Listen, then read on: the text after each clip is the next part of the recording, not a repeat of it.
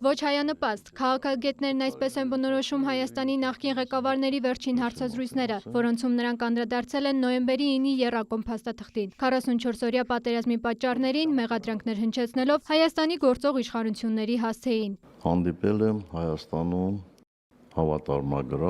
հավատարմագրված բարձրաստիճան դիվանագետի հետ, որին իր խնդրանքով գնահատական եմ տվել իրադարձություններին տեղի ունեցող եւ ասել եմ, որ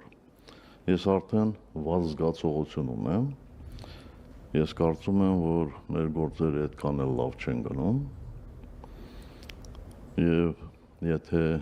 տեղի ունենա ողբերգություն, ապա Հայաստանում իրավիճակը շատ է փոխվելու, առաջանալու են հակառուսական տրամադրություններ։ Իմ տպավորությամբ արվել է Հայաստանի կողմից ամեն ինչ, որ ռուսները հեռանան։ Այդ հայտարարության տակ կար նաև Ռուսաստանի նախագահի ստորագրությունը, ինքը վկա չէր։ Ինչպես Թրամփը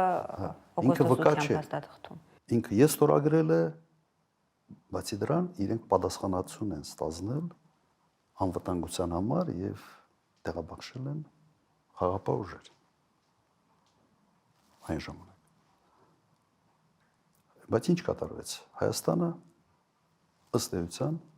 միակողմանի ուղղակի հրաժարվեց այդ process-ին մասնակից լինել։ Ցավալի է, որ էլ իրենք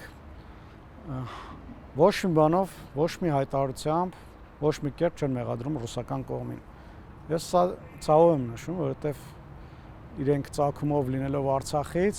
նաև ռուսական կողմի գործողությունների պատճառով Արցախը ընկավ։ Եվ ելի այսքանից հետո իրենց ռետորաբանության մեջ, վարքագծում, իրենց հայտարարություններում որևէ բան չի փոխվել։ Շարունակում են Ռուսաստանին պաշտպանել, Ռուսաստանի անունը մաքրագործել։ Ինքը սպառված է վաղուց։ Իրենք օրակարգ չունեն,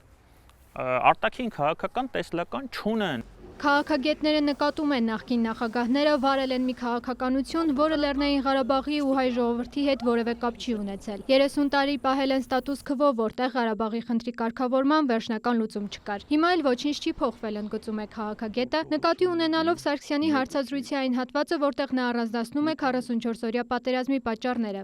Առաջին իհարկե բանակցային գործընթացից խուսափելն էր եւ ընդհանրապես հրաժարվելը։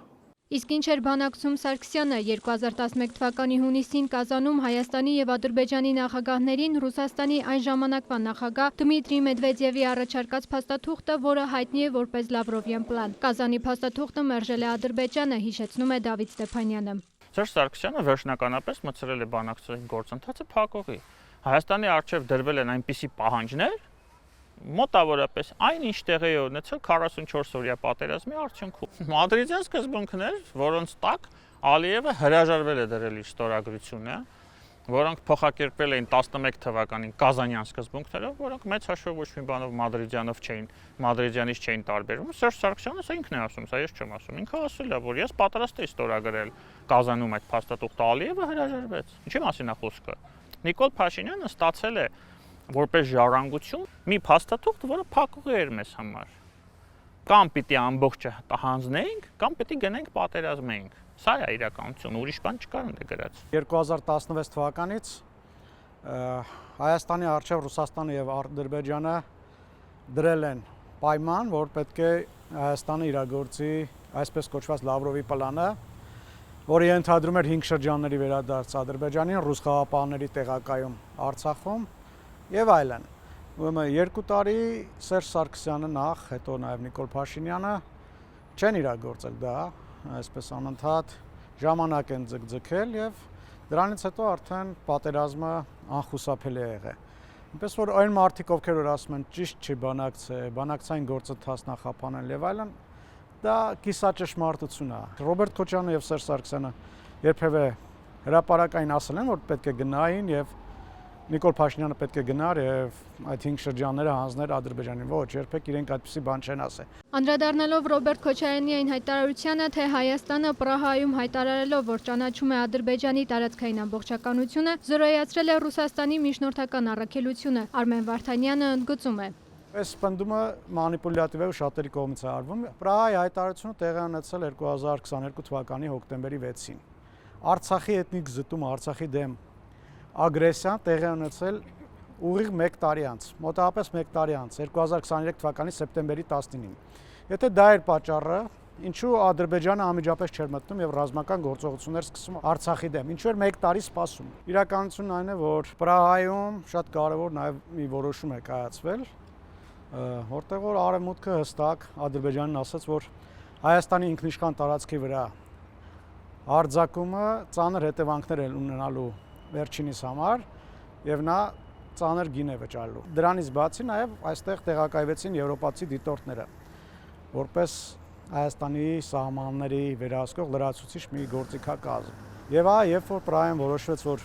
եվրոպացի դիտորդները պետք է գան Հայաստան տեղակայվեն, իրենց այդ սողանցքը փակվեց։ Ադրբեջանը եւ Ռուսաստանը հասկացան, որ այլևս Հայաստանի վրա հարձակվելու միջոցով միջանցք չեն կարողանալու կորզեն։ Ինչ եղավ դրանից անմիջապես հետո։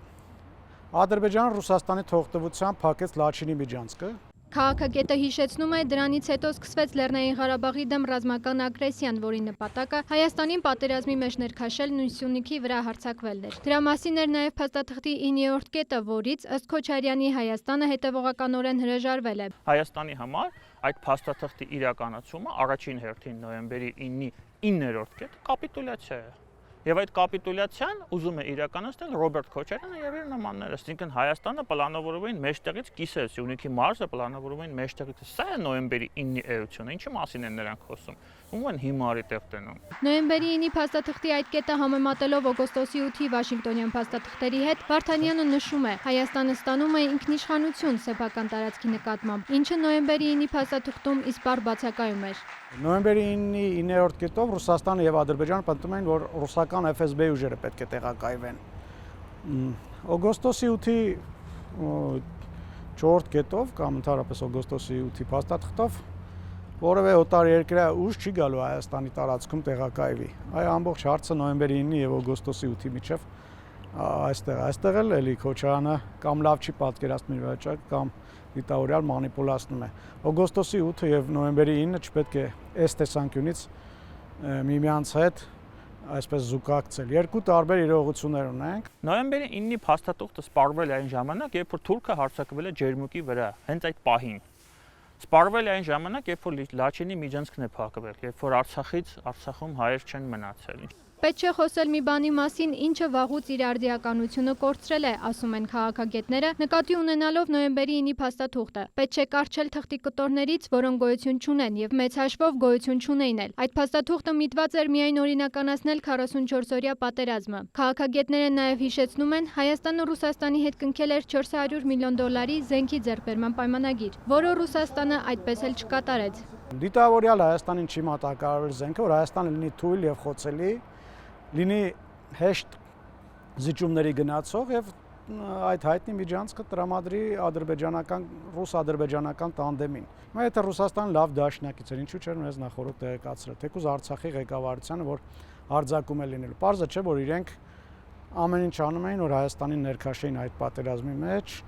Մերի Խաչատրյան, Դավիթ Մաչկալյան, լուրեր։